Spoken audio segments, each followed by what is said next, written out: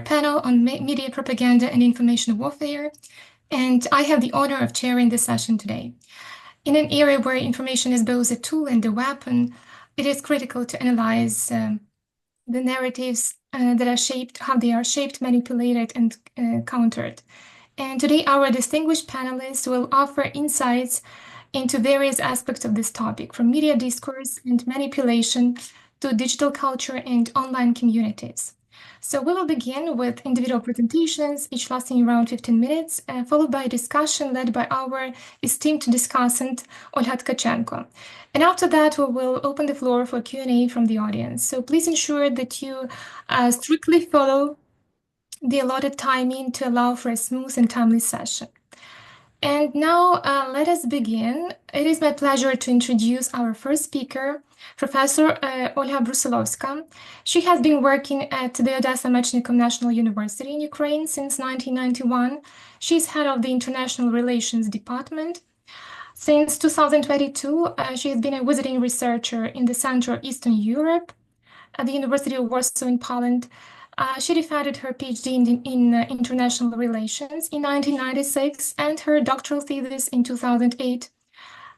Olga Brusilovska is the author of more than 100 scientific publications, is science editor of International and Political Studies, and is a member of editorial boards of Politology Bulletin and the electronic academic journal Rhetoric and Communication. So her presentation today is entitled Russian Narratives of the War in Ukraine as Reflected in the European Press. So please, Professor Olga Brusilovska, the floor is yours. Thank you so much. Дякую і доброго дня, шановні колеги. Чомусь мені він не дозволяє поділитись екраном.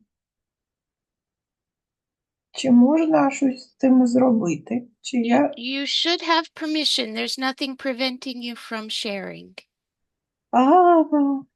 That's not good. А хто може допомогти, шановні колеги, бо я натискаю демонстрацію екрана і нічого не відбувається. Тобто просто dear colleagues, sometimes it is not easy to find the note that we need, but I suppose if today this is our biggest problem, we are very lucky. So, my topic dedicated to Russian narratives of the war in Ukraine. This is one of the most important for me topics. Actually, during the period after 2014, so several years, I prepare different articles and researches. And of course, I read a lot of very interesting researches of my colleague. And here, as you see, I want to start from academic discourse of propaganda, because this is background of all articles I saw about Russian discourses of the war in Ukraine. And as for me, this is very interesting.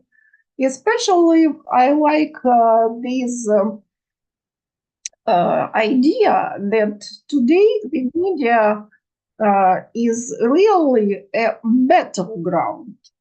Battleground for different types of propaganda, disinformation, misinformation, etc.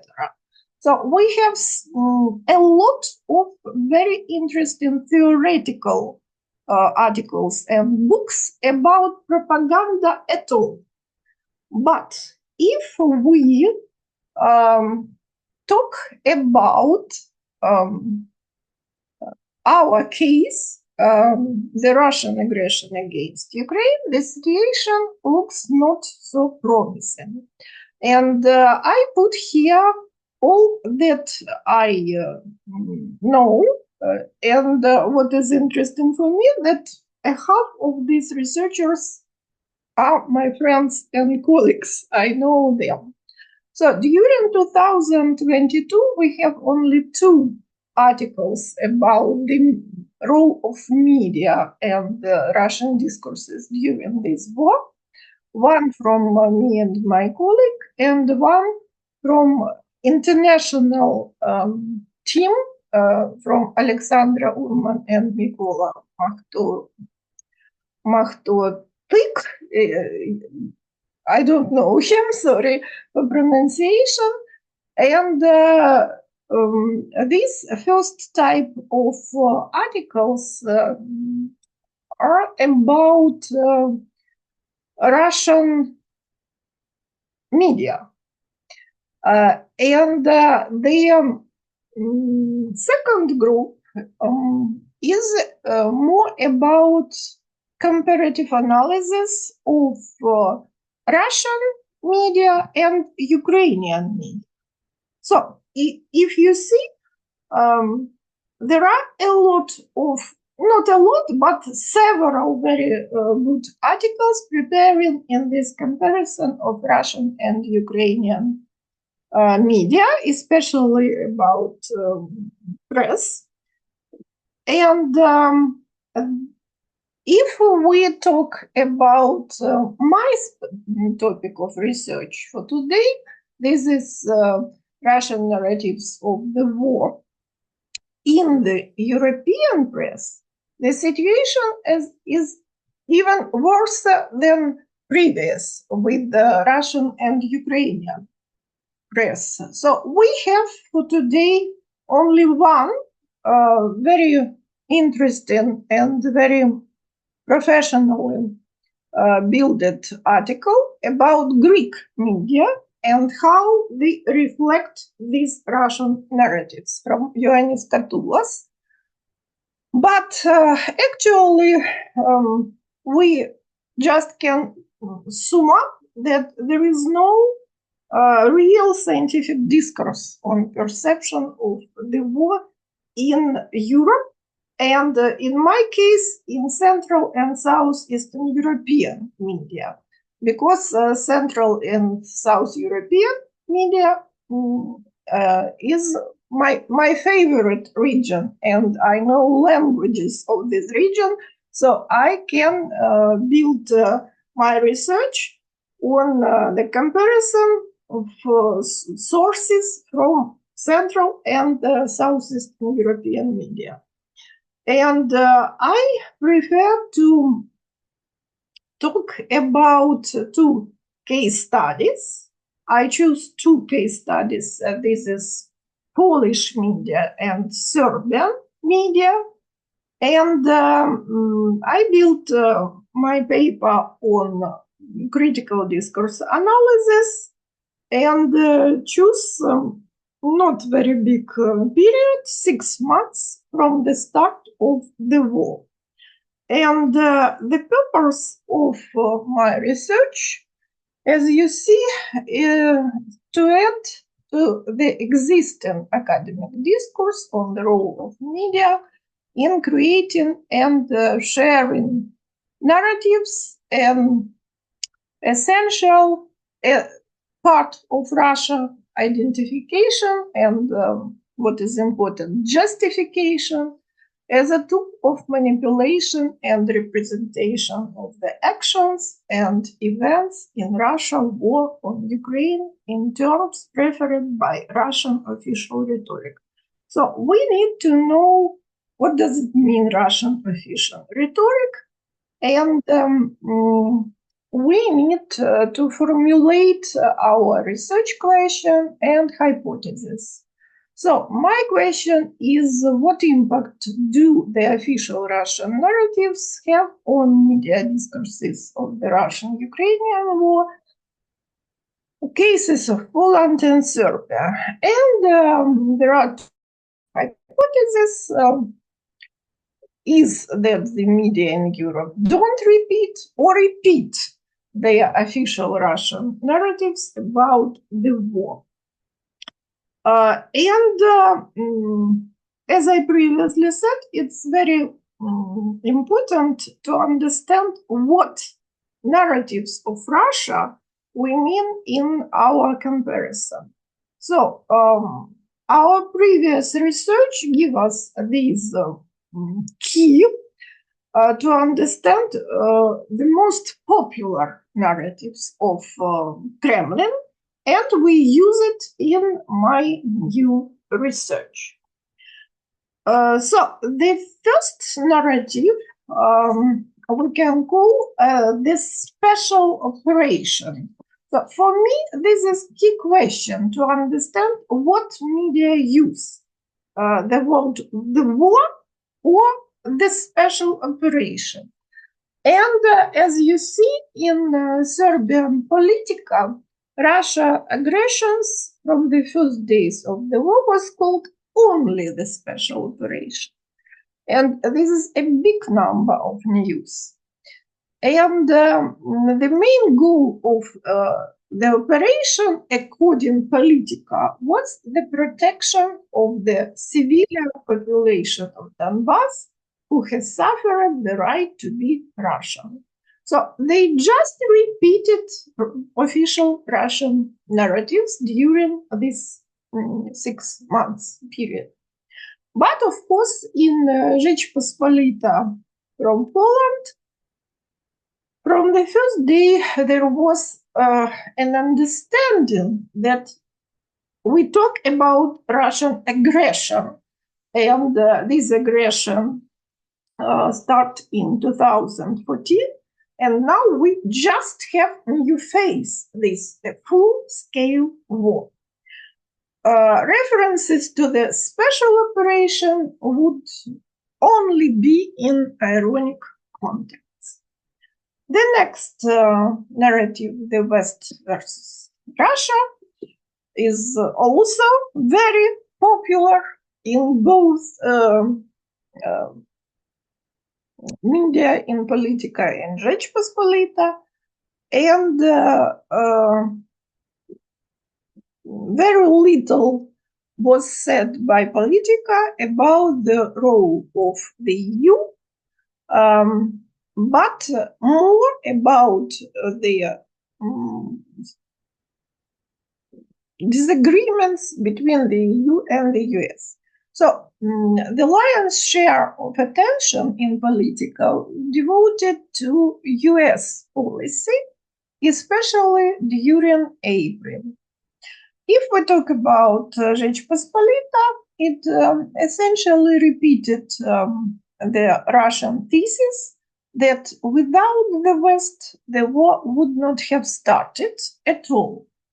And it was a surprise for me to understand that they talk, first of all, about role of money and military instructors in the beginning of this conflict.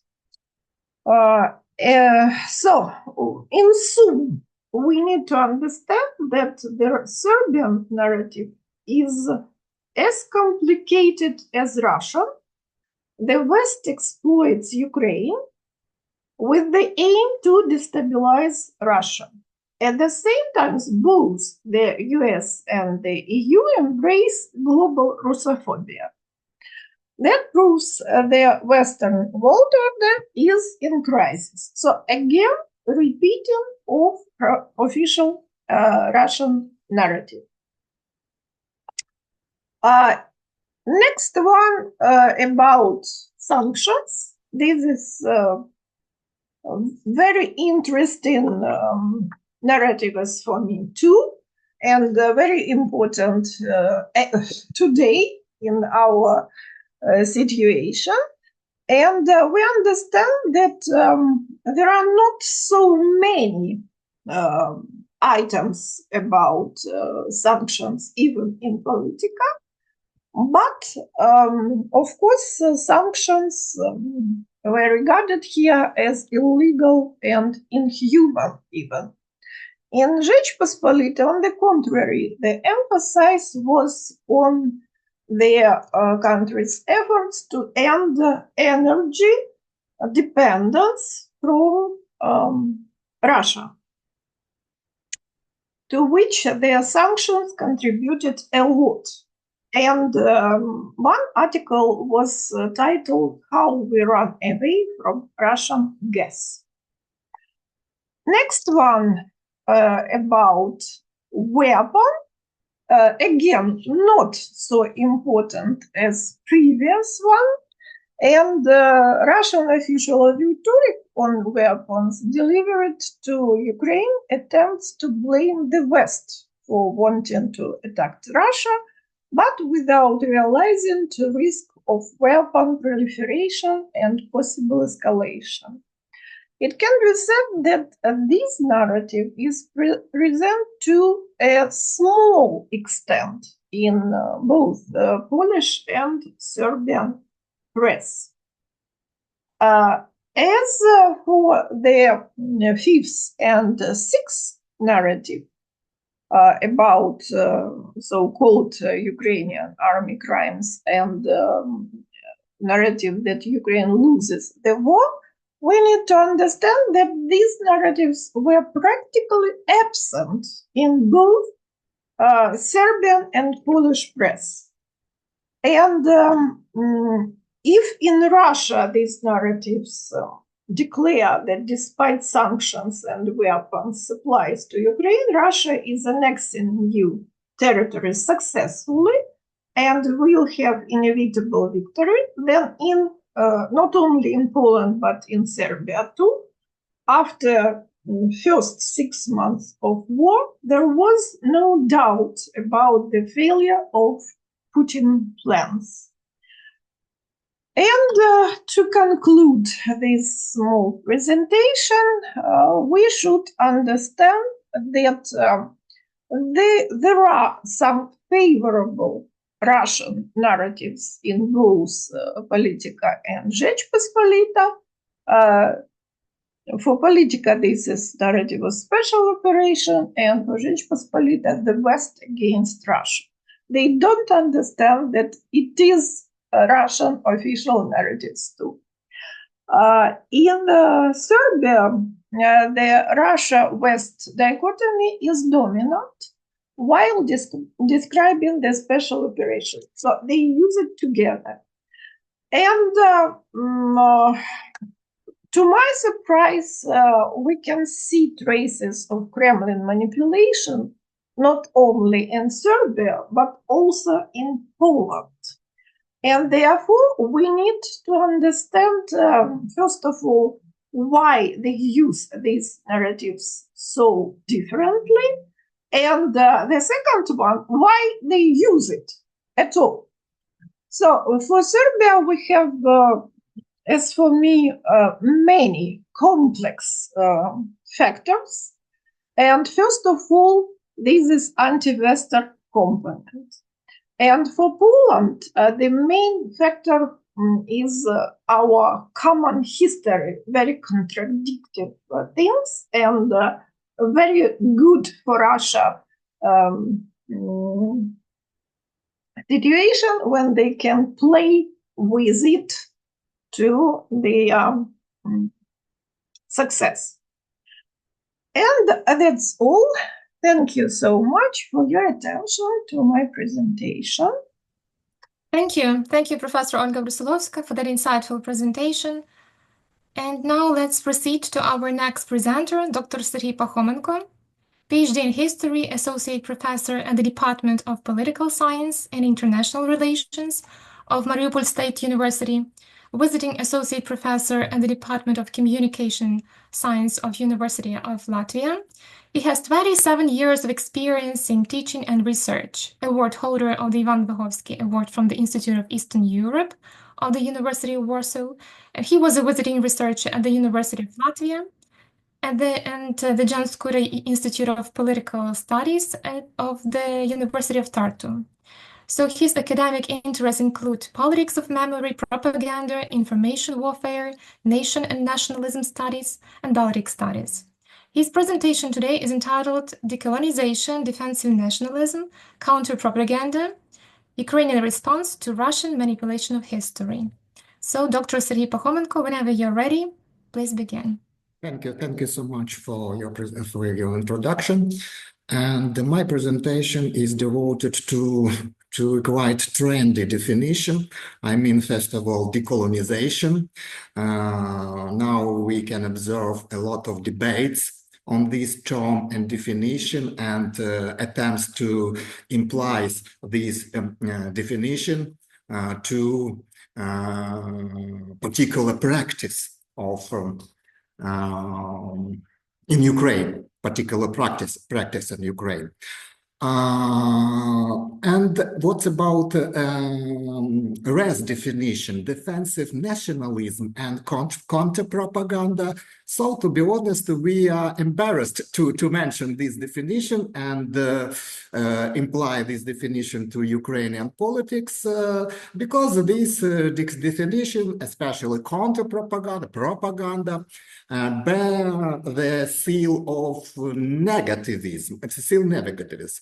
But in my opinion, sorry for this spoiler, I think Ukrainian response to Russian manipulation of history consists of the whole three activities: decolonization, defensive nationalism, if I may name these politics, and of course counter-propaganda. But let's talk about everything in order. Let me share my screen. Sorry.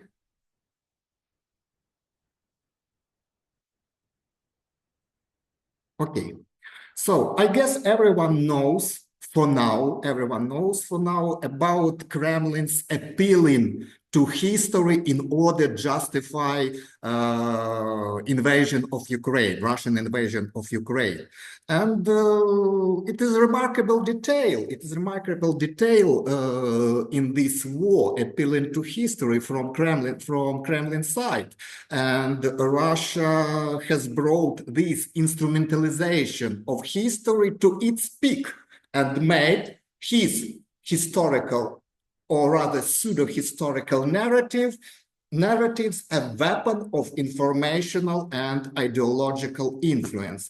I wouldn't like to focus on this manipulation. Everyone can recall well-known Putin's articles on historical unity of Russian and Ukrainians released in 2021, and well-known interview to Tucker Carlson.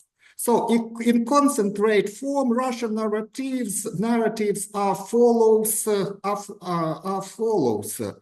I wouldn't like to read. But I focus on Ukrainian response first of all.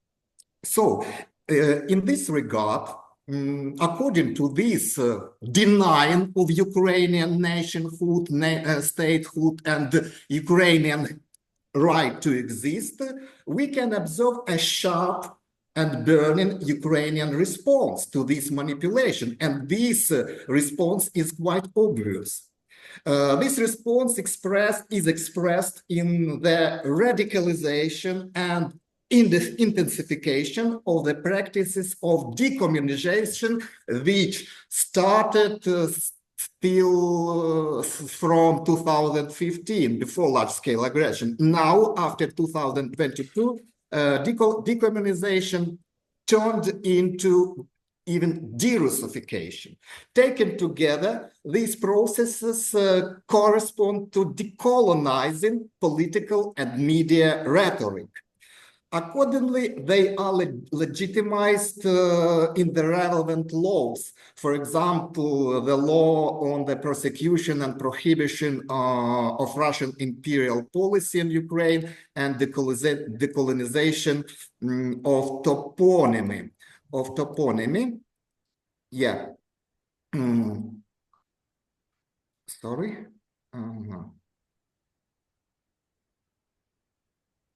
Yeah. Okay. At the same time, we can observe many intellectual attempts to describe these politics, to be honest, spontaneous politics, in terms of post-colonial theory. In this presentation, I will try to raise following questions. How is this policy, I mean politics of decolonization, which includes decommunization and de-Russification, explained from a theoretical point of view, from the point of view of postcolonial theory.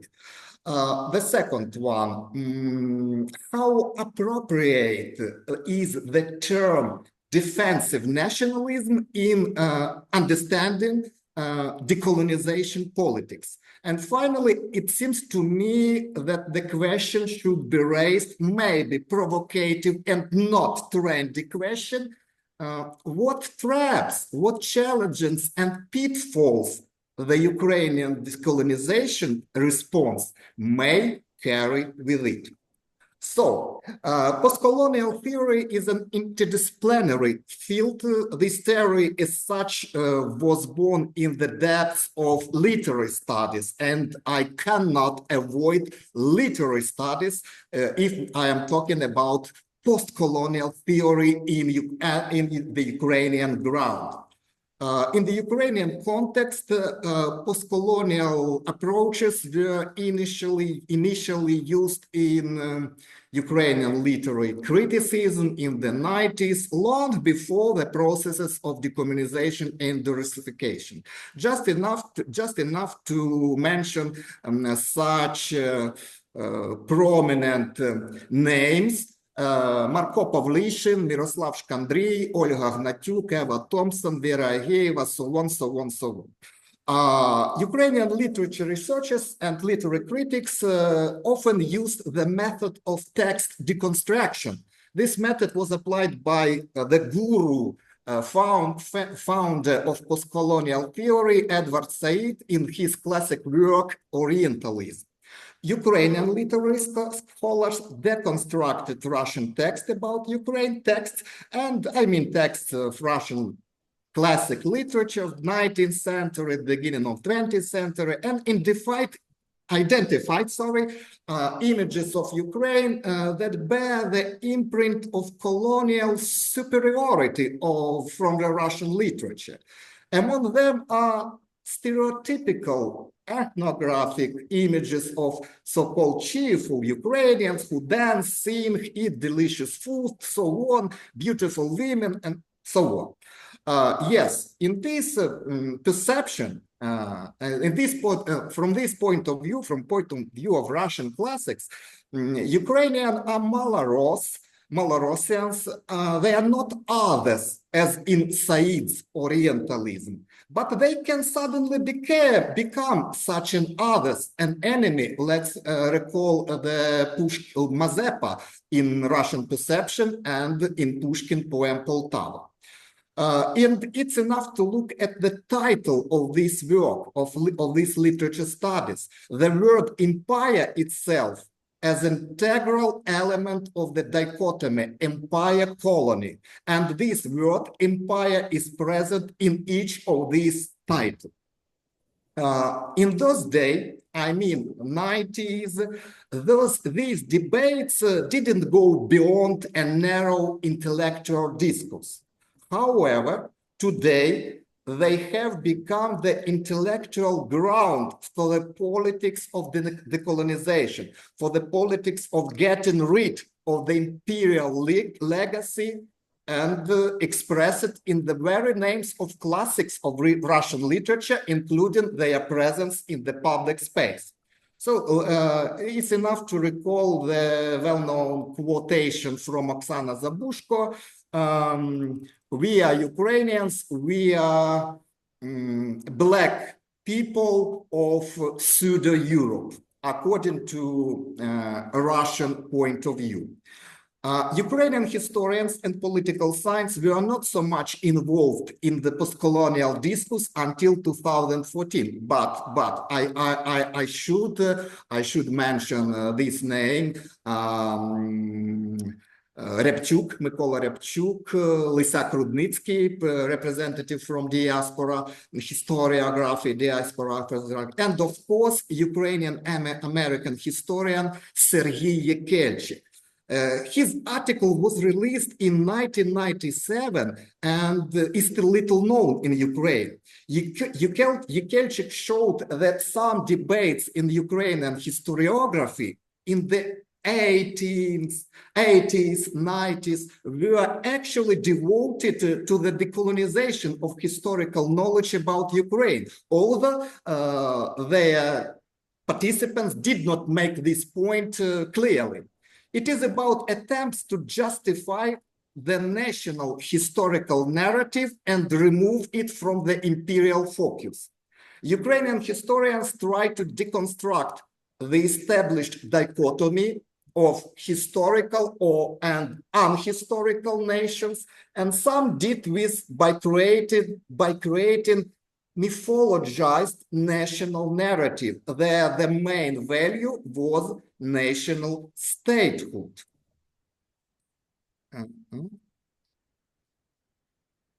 Was national statehood. So others, another direction, did it by creating a broader understanding of Ukrainian history that is not tied to territorial and political boundaries. They urged not to be attached to statehood, to creation of nation, and they believe that it is the specificity of Ukraine, the mobility of borders, and of course, regional diversity. So Yekelchik, in this article, Yekelchik has essentially captured the contours, the main directions of decolonial and post-colonial approaches to Ukrainian history. The first one, the praising of national statehood narrative and denying everything which connected with Russia, is reflection of decolonial or anti-colonial approach. And the second direction, which presupposes flexible perception of Ukrainian historian, rethinking of Ukrainian history in broader context of Eastern Europe, is a reflection of post-colonial approach. The rest Ukrainian historians were more concrete about the implication a post-colonial approach to Ukrainian history. For them, I mean Yaroslav Gritsak, Repchuk, the key question was, can Ukraine be considered an imperial and Soviet colony? In terms of political and economics, first of all, but not in terms of culture, identity, and image in their postmodern dimensions. But after 2022, all words with a base, with the root colony, became political and media trends and even legal trends. This trend is emotionally colored and radical, which is generally understandable. This process is also often referred to as defensive nationalism. I mean, decommunization and derussification, defensive nationalism. The promoter of this term in Ukrainian media discourse is Maryam Nayem. There are several articles written by Maryam Nayem, journalist articles, which consist of, which include this term, defensive nationalism with positive connotation. Emma Thompson also uses this term, but in contemporary Western political science, this definition, defensive nationalism, has a different interpretation, and which has developed thanks to a recent book by Rabinovich, which examines defensive nationalism in the rise of populist political parties and movements and their response to globalization. According to Rabinovich, defensive nationalism is Orban's politics, peace in Poland, Meloni in Italy, and Le Pen in France, and well-known representatives of right-wing political forces. So I wouldn't go into this term describing Ukrainian processes of decommunization, derussification, decolonization, because this term among Western liberal academia has a negative connotation. So Ukrainians... Sorry to interrupt you, but could you wrap it up in 1 minute? Tornquist and Yurchuk suggest using Fanon's term anti-colonial nationalism, which seems more appropriate to us. Meanwhile, a similar term was used as the early 90s by Marko Pavlyushin, who wrote about anti-colonialism and post-colonialism. Today, we can observe typical anti-colonial politics in Ukrainian decolonization practice, which calls to break anything connected with Russia. And we are so far in very distant from post-colonial rethinking Ukrainian history. There are some expected outcome and threats of these decolonization politics. I would like to list 3 of them: lack of mnemonic pluralism, and this may lead to domination of the one official view of history and culture, and lack of attention to regional and ethnic specifics in Ukraine. Of course, this radical politics is understandable because it reflects the very existential nature of Ukrainian resistance, struggle for survival of the nation and Ukrainian identity. On the other hand, sharp media rhetoric, radicalization of historical politics, and emotionally charged canceling culture can create conditions for the dominance of ethno-national narratives in Ukraine and cause dividing of Ukrainian society. Thank you for your attention.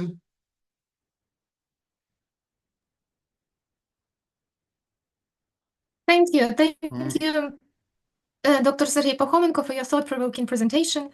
And we will now move on to our third presenter, Professor Maria Rohozha, professor in the Department of Ethics, Aesthetics, and Culture Studies at Taras Shevchenko National University of Kyiv. Her sphere of research interest covers philosophical, normative, and applied ethics, cultural studies, and cultural anthropology. She also teaches ethics at the Department of Philosophy at the National University of Kyiv-Mohyla Academy. She is the author of the book Public Morality, Collisions of Minimalism, co-author of several collective monographs, and the author of almost 200 articles and conference presentations. Today she will be presenting on war memes in documenting events. So, Professor Maria Rohozha, please proceed with your presentation.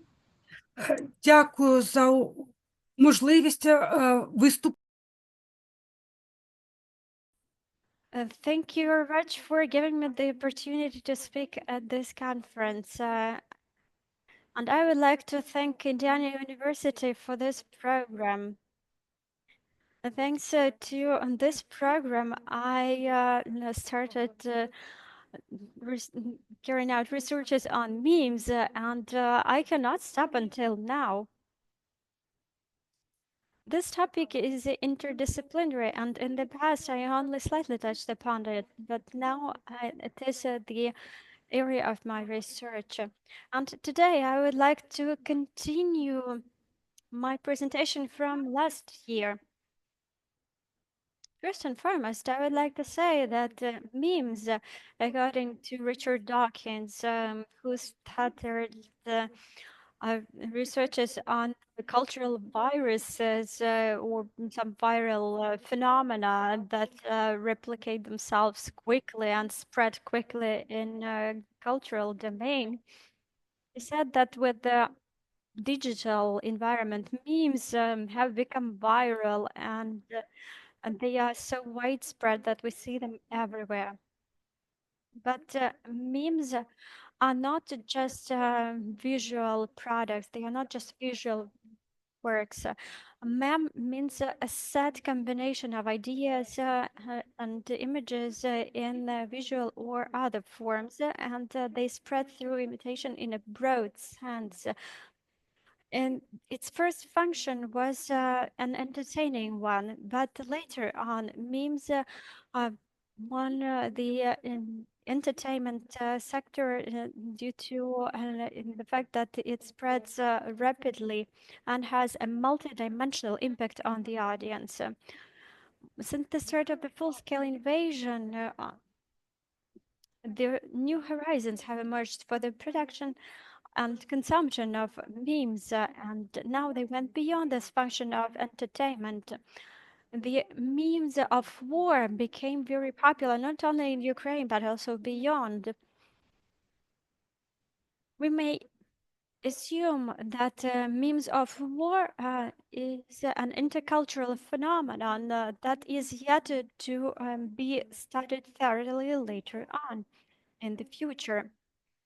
And the majority of memes that I am going to show you here today, they were taken from a Telegram channel. This is the Telegram channel that is called Chernobyevka style memes for keeping people in good spirits.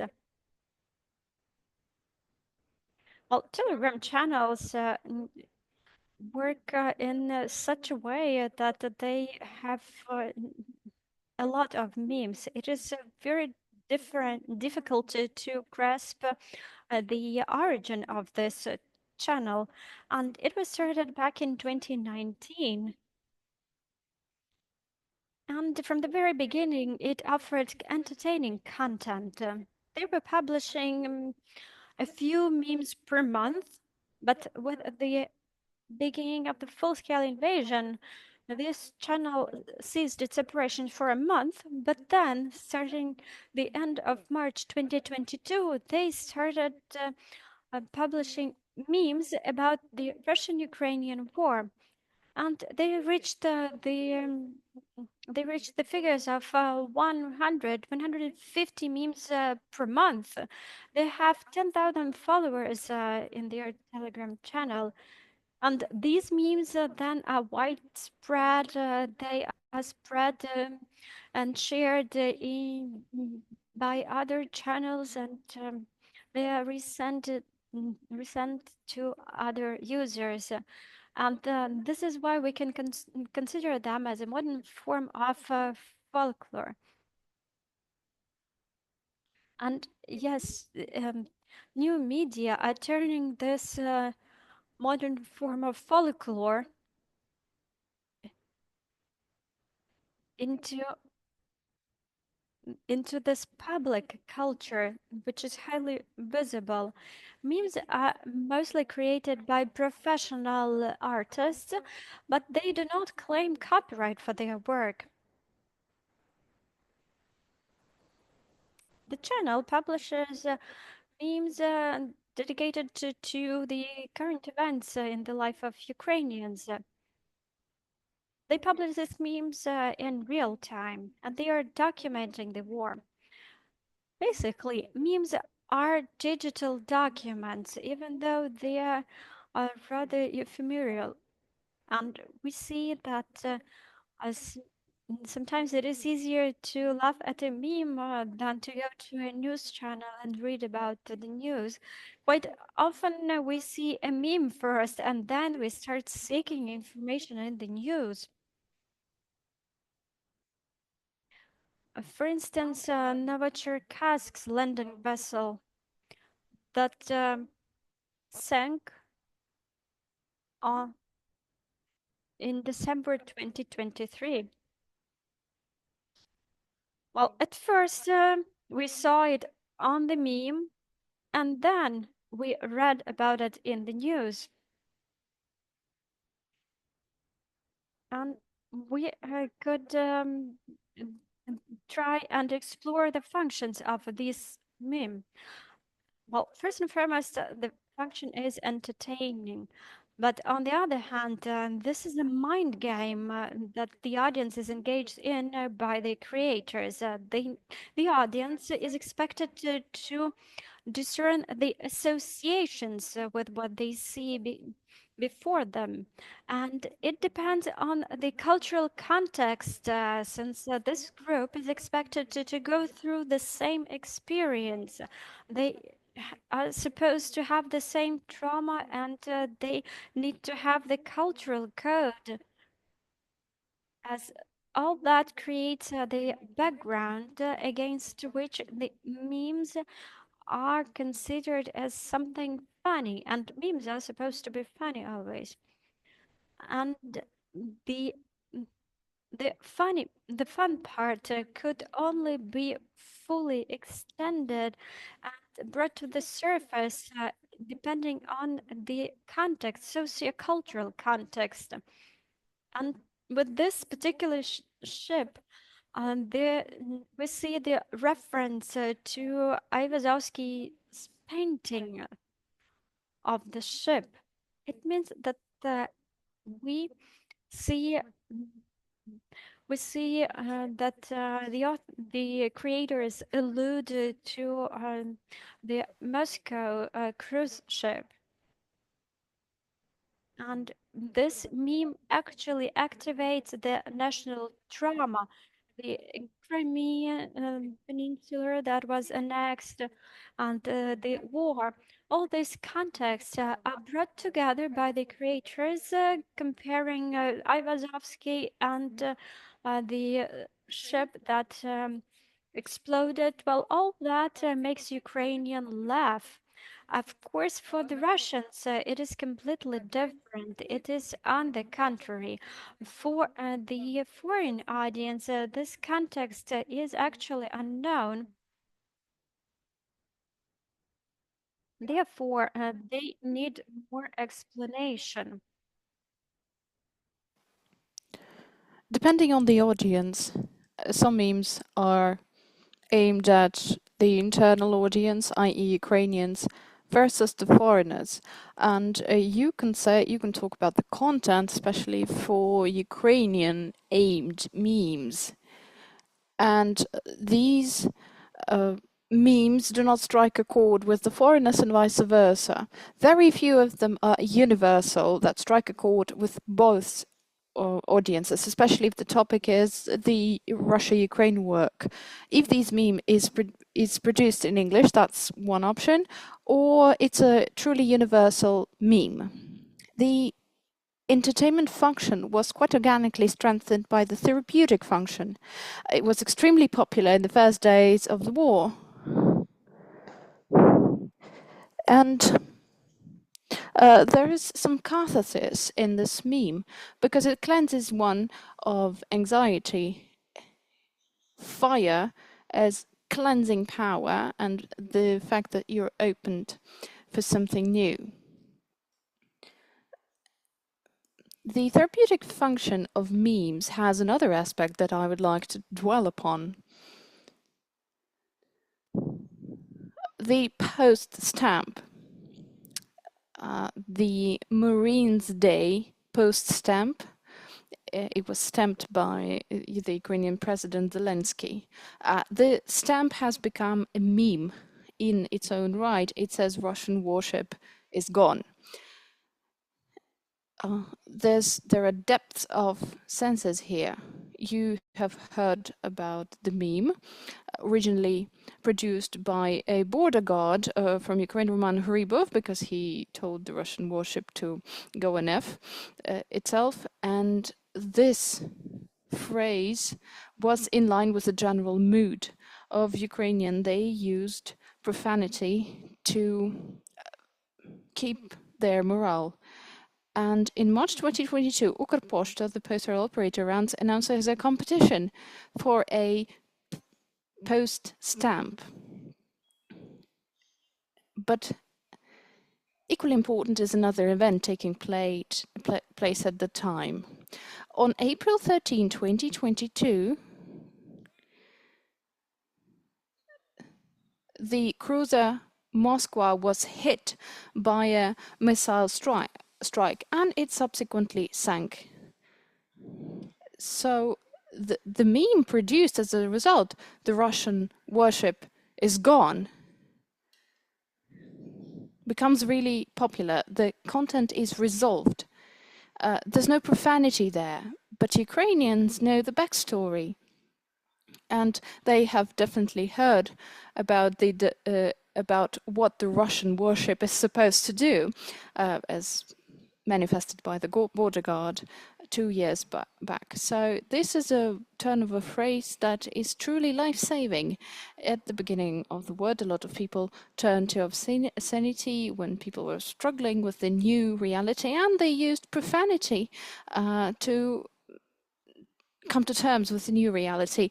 Profanities were used even by the traditional old mainstream media. More on the news.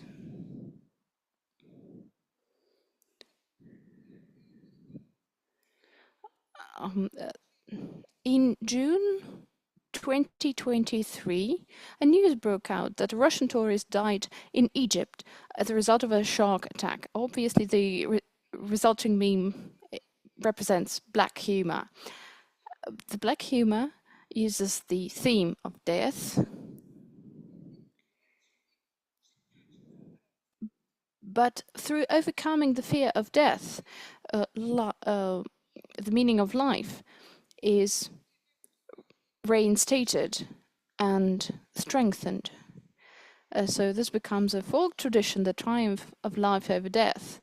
And the source of memes at the beginning of the war is another topic, the miscalculations of the Russian army, such as underestimating the strength of the Ukrainian army or the strength of the resistance of the Ukrainians, as well as a low motivation of Russian soldiers, their outdated equipment, etc. It's about communicating socially significant content in the news. Meme can become a visualization of negative attitude towards a character or to a certain image. And that is achieved by presenting them in an ugly angle, which can cause a repulsive effect.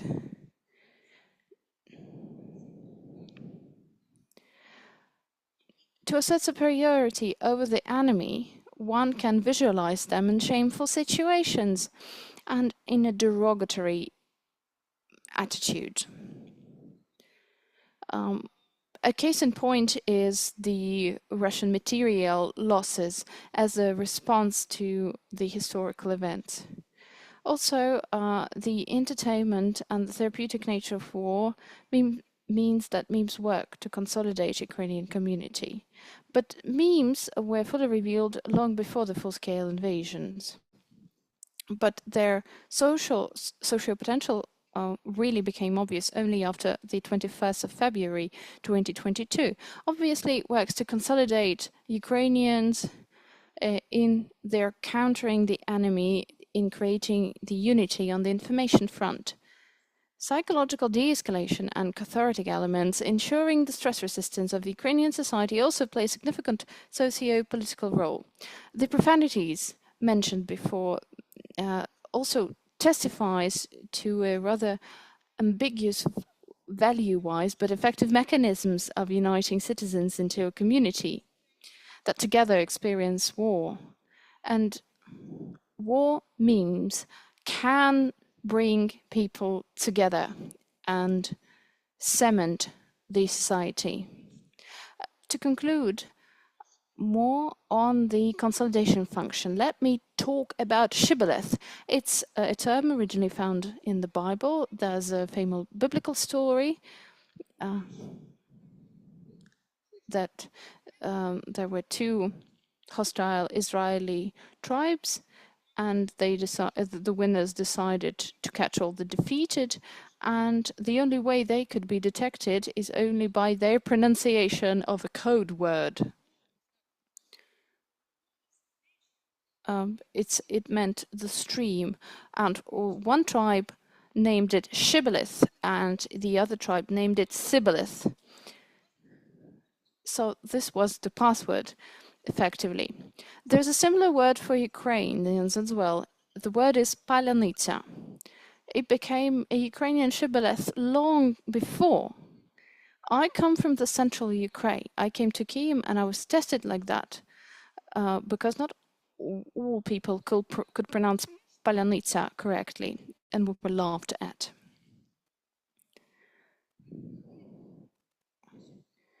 So war memes and the shibboleth. What triggered the popularity of palyanytsia? It was a Russian propaganda TV program, and the anchor Skabeeva said polunitsa instead of palyanytsia. She mispronounced that word. That means a totally different thing in Ukrainian. Strawberry instead of the type of bread. So how the meme shibboleth palyanytsia was born, there's a reference to 2013 postage stamp. They use the same stamp and say, we cannot repeat it. There's a famous logo by the Russian propaganda saying we can repeat things, but the Russians cannot repeat the word palyanytsia correctly. And herein lies the catch.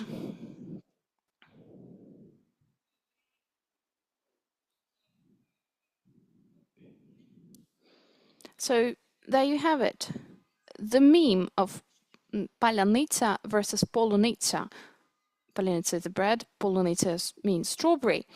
There you have it. So to sum up, memes are weapons for propaganda purposes. And it's an integral component of day-to-day life of Ukrainian societies as entertainment function, but there's way more than just entertainment. Sometimes there's an excessive amount of memes, but it's good because other content cannot replace the memes. Especially the memes aimed at the Ukrainian audience. As ephemeres, these memes sometimes are the source of information of what happens. Second, the memes also have a documenting function. They document significant events for Ukrainians. They become ephemeral digital documents. They also create a timeline. They help you construct a narrative of how Ukrainians lived in the times of war. Yes, obviously humorous narratives, but there are links to specific events that they're trying to overcome using humor. Thank you for listening.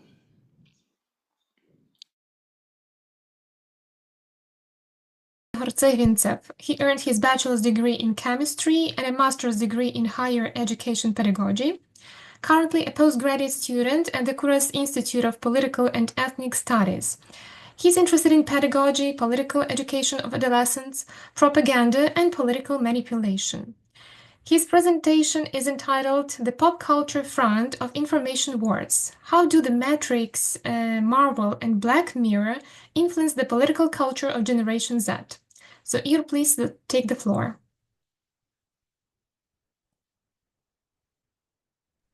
Добрий день, колеги.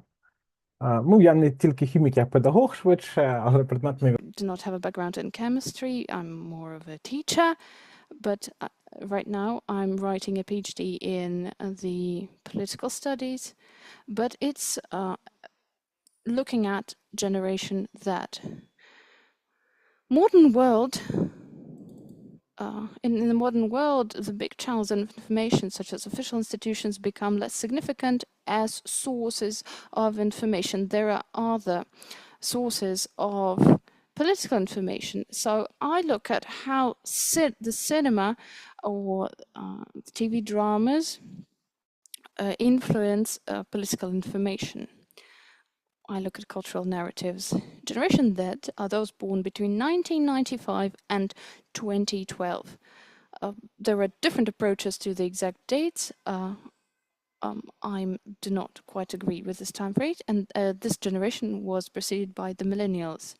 They grew up with the digital age, with the internet in their pocket, with social media as the main source of communication and visual culture as the main form of getting to know the world. Their socialization is dominated by TikTok, YouTube, Instagram, etc. This generation thinks fragmentarily, reacts instantly to different content, but at the same time strives for authenticity, sincerity, and the consistency between the words and the actions, i.e. walking the talk. Zoomers tend to trust the government less, but much more they trust opinion leaders, bloggers, and activists. They're interested not in the status, but in influence, not an official position, but the sincere experience. So they trust people like themselves, and almost 30% less likely to trust the government. Buzzers are politically sensitive, but in the classical sense, they rarely vote. But they actively respond to social injustice, environmental threats, and discrimination. They take part in digital activism. At the same time, they are prone to skepticism. They've experienced the pandemics, wars, inflation, information war. All of that has shaped their worldviews, where there are no rockstone guarantees. Their demand is for emotional sincerity, mental health, social equality, and cultural diversity. Politically, they don't side with rigid ideologies, but at the same time, they're very attentive to justice, human rights, and authentic leadership. Their political socialization occurs not through textbooks on the foundations of democracy, etc., but through the pop cultures, through symbolic images in film, TV series, books, and streaming shows. Political socialization is a process whereby political values, ideas, models of behaviors of individuals are shaped. In the past, the main agents of that were the school, family, religious institutions, and so today mass cultures play that role. In a digital age, this socialization takes on a new format. It's fragmented, it's visually focused and emotional. So one doesn't simply study politics, they experience it through narratives transmitted by the cultural products. Political meanings are communicated through TV series, dramas, films, books, music, podcasts, memes, and stories and reels. They're not always openly political, but it's key that they have narratives. As Dmytro Kuleba noted, narratives are the artillery shells of the information warfare. And those shape attitudes towards powers, justice, freedom, or responsibility. Generation that consumes these narratives every day, but not for learning purposes, but just a part of emotional culture. Mass culture is not just entertainment, but rather a soft power that has a direct impact on political consciousness. I want to quote Wasyl Sukhomlinsky, a Ukrainian poem, that education needs to be concealed in order to be effective. Therefore, TV series and films can help us understand how the political culture of Generation Z is shaped.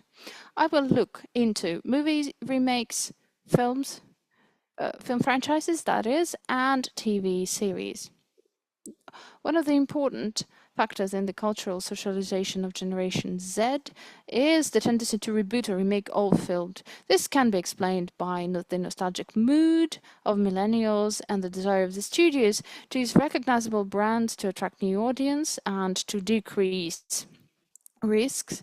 There's a huge fan base, and there is technological progress that can be applied, so they try to adapt classical stories to modern cinematic standards. For example, you can do impressive CGI visual effects. Think of The Lion King, The Little Mermaid, Dune, The Star Wars. New technology has been used extensively there. Yet we see some remakes that provide complexity to the villains.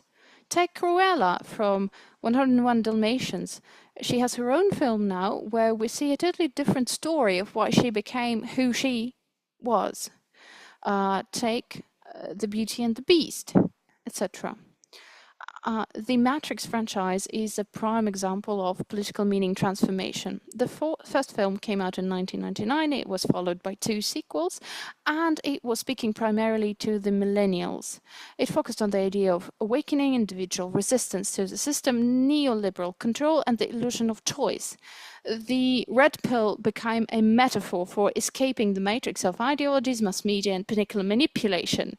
There's only one protagonist there, Neo. His path is the path of the chosen one, the Messiah. And after the release of the Slavoj trilogy, Žižek devoted an entire chapter to this film's The Pervert's Guide to Cinema, where he explained the phenomenon of the trilogy appeal by saying that it's one of those films that works a little Rorschach test, triggering a universal process of recognition. The effect of The Matrix is similar to the image of the icons of God, who always looks a person in the eye, no matter what angle they stand at. And then, 20 years later, The Matrix Resurrection was released for the Generation Z. You don't have just one protagonist. His strength is only in the tandem with Trinity. The system stood out to be much more flexible. The idea of struggle is not always effective. Instead, the protest, the irony, the idea of messianism, it is replaced by partnership. The system doesn't break.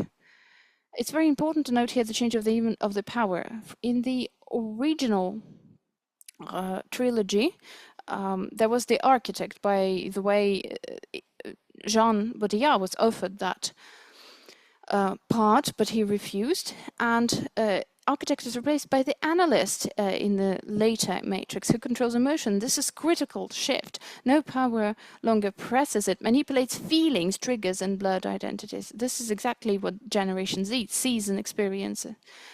And Slavoj Žižek, in his review of Matrix, admitted that he wrote it without even watching the film, but only based on other people's reviews.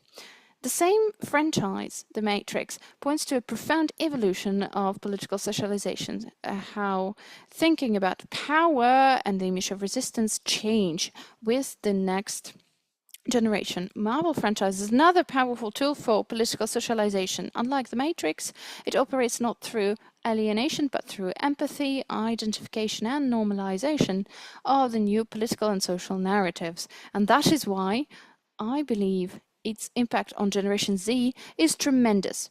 For the millennials, Marvel is a story of heroes with clean morals. Captain America, Iron Man, they are patriarchal archetypes of justice, patriotism, technological progress, etc.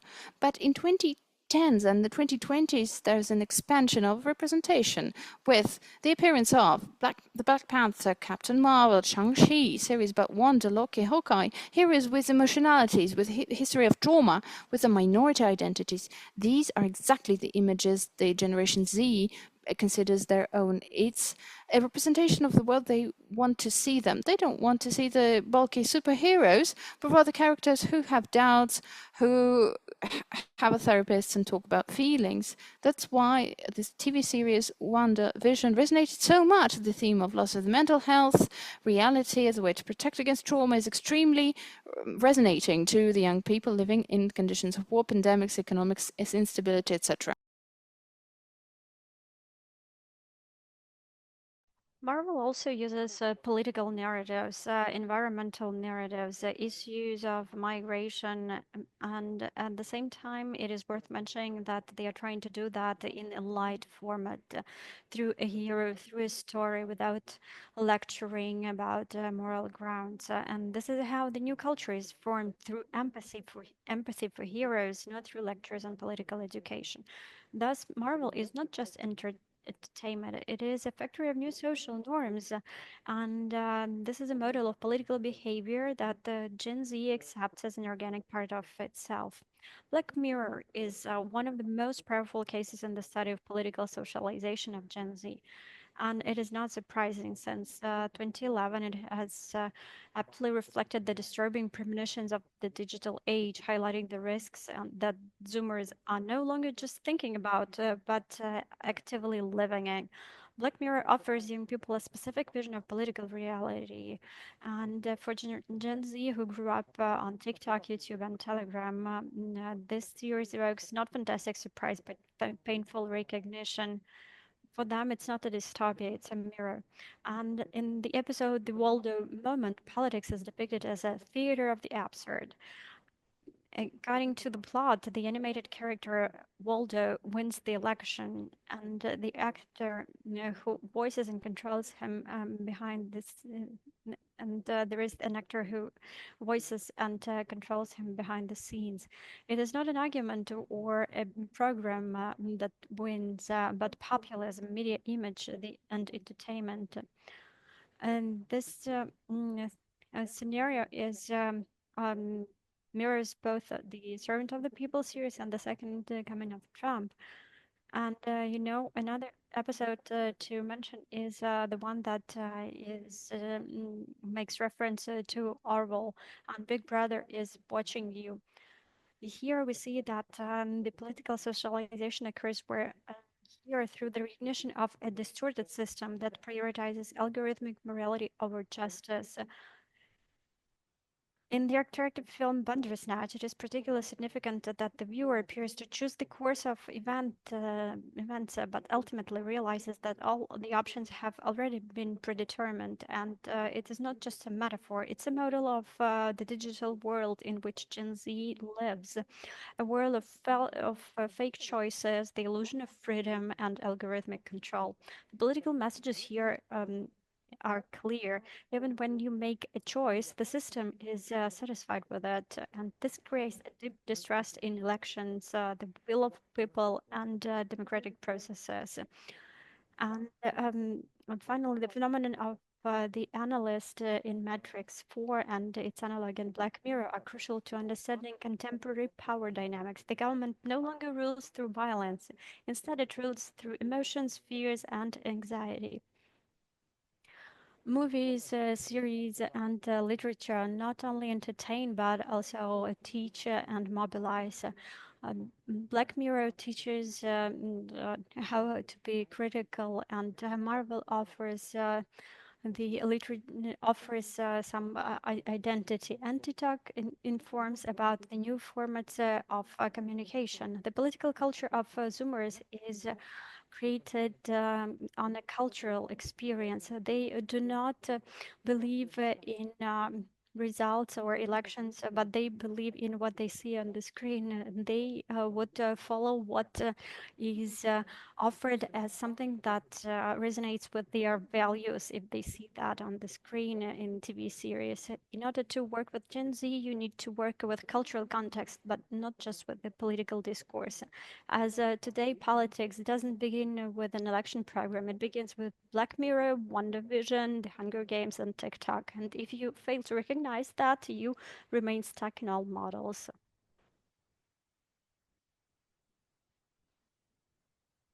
Discussing, it's really an honor to welcome Dr. Olha Tkachenko on the themes and arguments presented.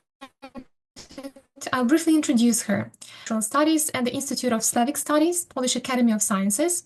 She holds PhD in Social Sciences with a focus on media studies. She's an author of several articles about media and identity, and co-editor of collective monograph dedicated to the research of identity in humanities.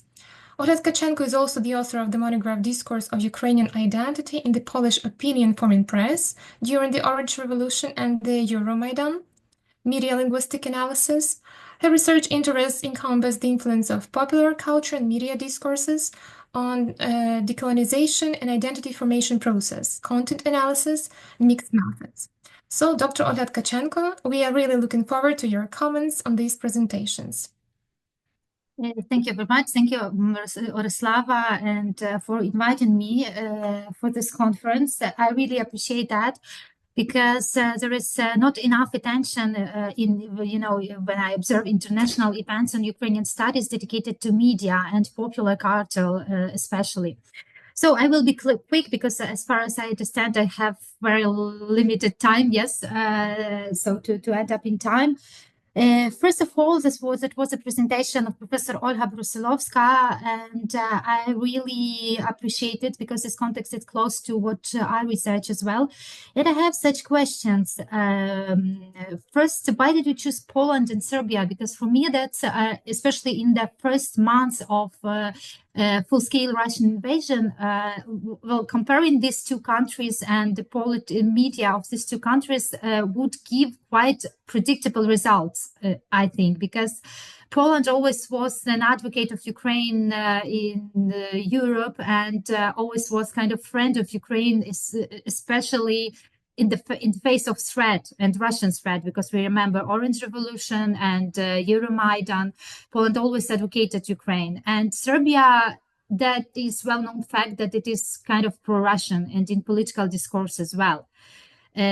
But nevertheless, my second question is, do you have any results about the actors in this media discourse and in these papers, Rzeczpospolita and Polityka in Serbia? Yes, you researched.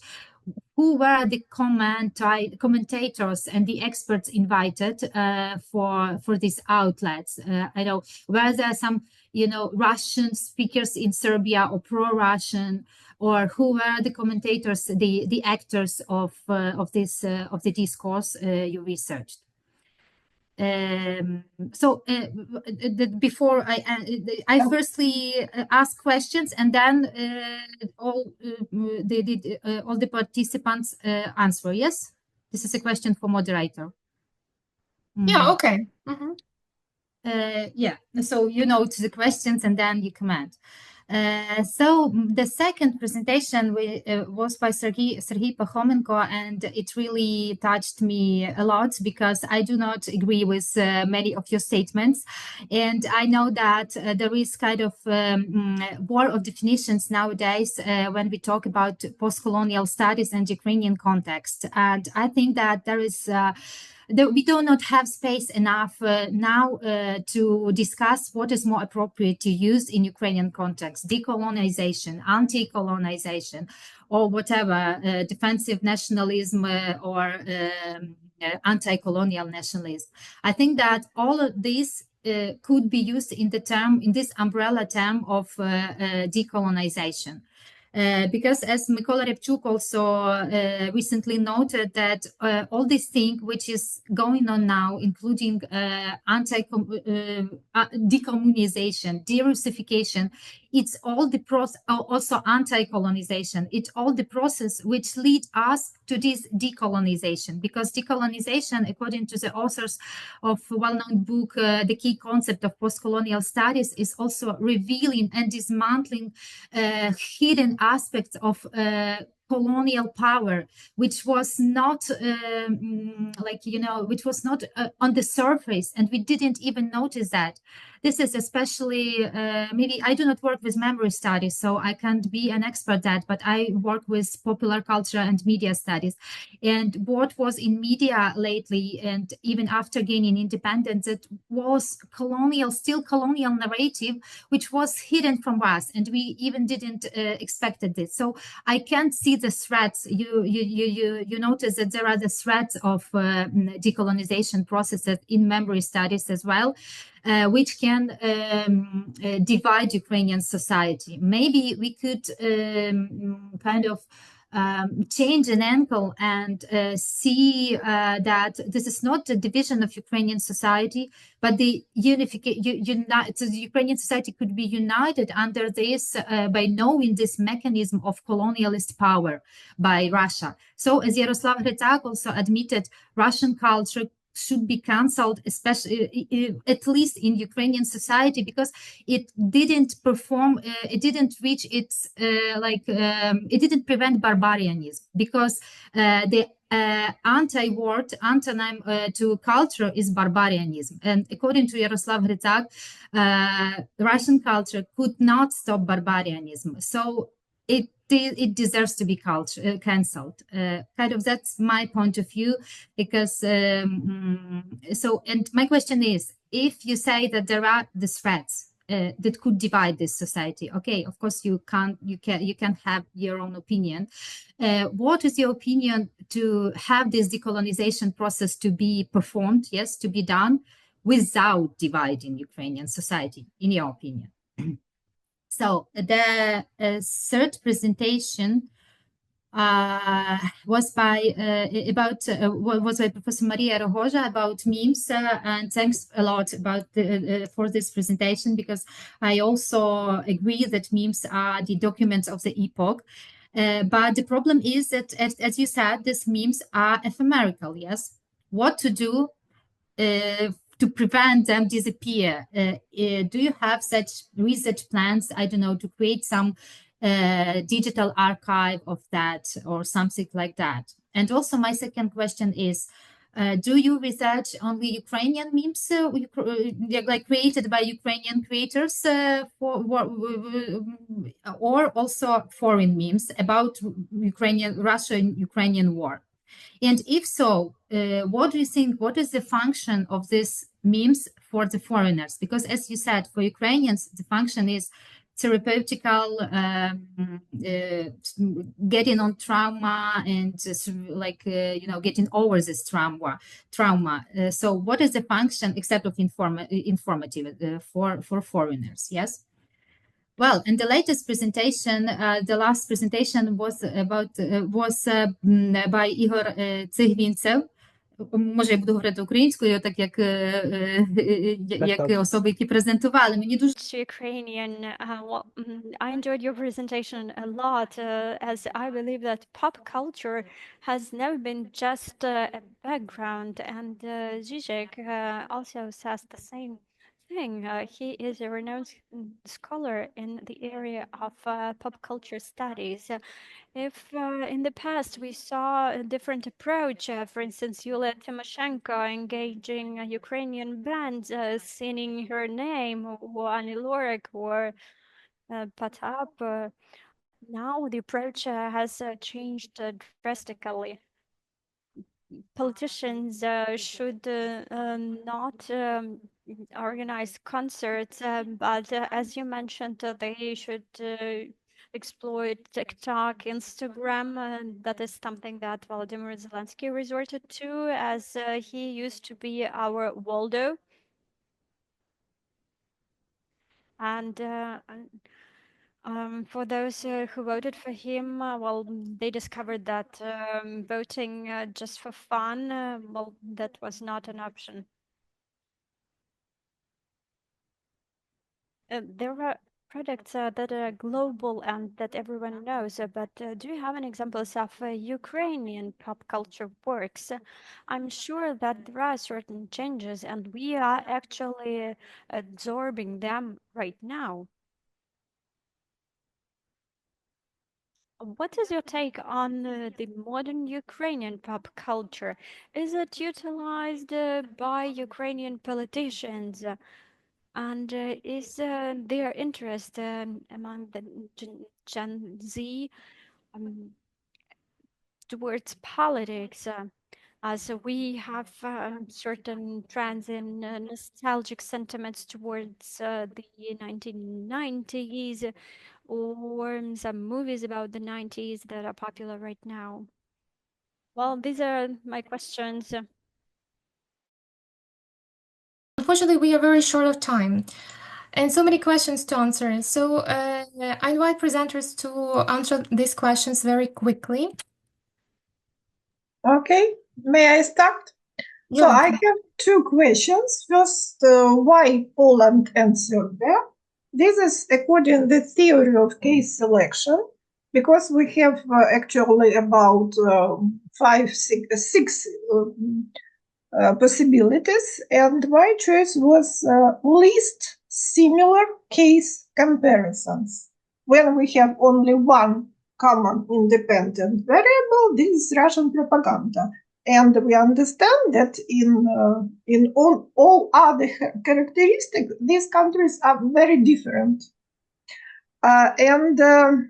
Second question about actors. So I decided to talk in this work only about national actors. So this is Serbian and Polish journalists. That's all. Thank you. Так.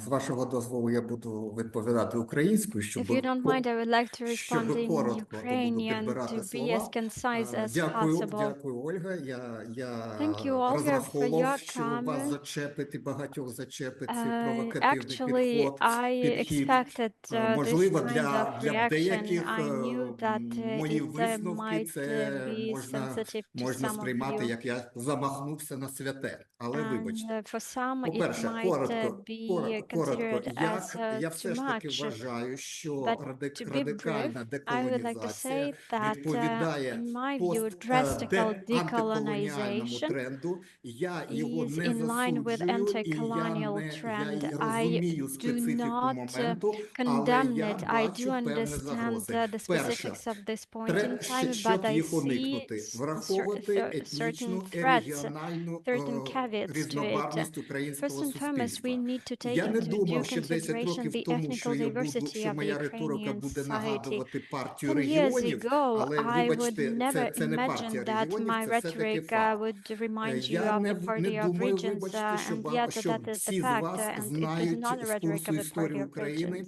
які етнічні We групи all know проживають that there у are північному Надазов'ї. various ethnicities, Ви не especially знаєте, in скажімо the так, наші northern учні і Nadazovia школьна region, освіта, region close to the шкільний Azov офіційний Sea. наратив зовсім The не містить school and the етнічні narratives that are компоненти that українського are taught суспільства. Ми in узнаємо про schools do угорців not тільки тоді, give коли us the починаються full якісь picture of політичні the ethnical проблеми. Ніхто representation не знає in про греків Ukraine. Північного We Приазов'я в learn такому about школьному Hungarians наративі. residing in І я Ukraine вважаю, only що because there are certain включення issues with them. The same pertains to the різноманітності Greeks української residing історії в in школьний наратив і в меморіальні Azov Sea практики навіть area. No на one knows about them. загальнонаціональному рівні And I'm допоможуть talking about the запобігти schools. цим розколам. Therefore, I think По-друге, that there might be certain divide конкретна практика which should be деколонізації, prevented. декомунізації не The повинна, на мій practices погляд, of переростати в decommunization and десовєтизацію decolonization і should not turn into перейменування, desovietization ну, and скажімо так, renaming вулиць of або меморіальних streets об'єктів, and названих на честь memorial українців, які sites. сражалися у рядах радянської армії.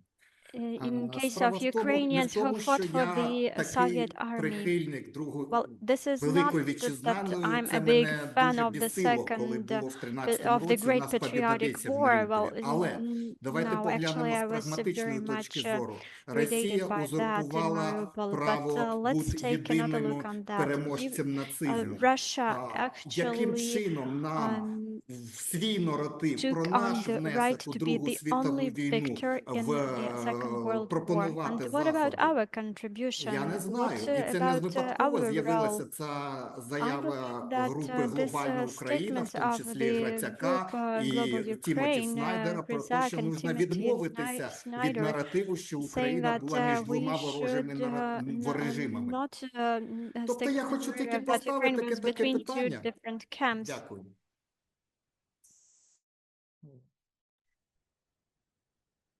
I'd like to ask the other two panelists and you as well to communicate directly if you would like to respond to any of Olga's remarks or to put the answers to the questions in the chat. As we conclude, I want to sincerely thank everyone, the presenters, discussant, attendees, and interpreters for their participation and contributions to this enriching and really stimulating discussion. The battle over narratives and information is ongoing, and conversations like this help us critically examine the mechanisms at play. So thank you all for being part of this event. Slava Ukraini! Героям слава!